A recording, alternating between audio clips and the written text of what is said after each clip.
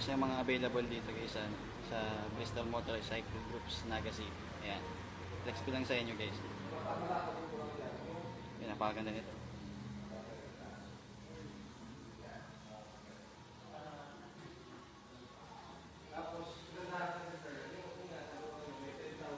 May meron ding scooters dito guys.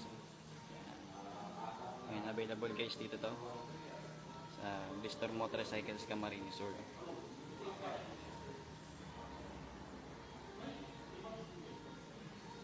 Ayan. QJ Motor. Ayan, dalawang brand na lang dito sa loob ng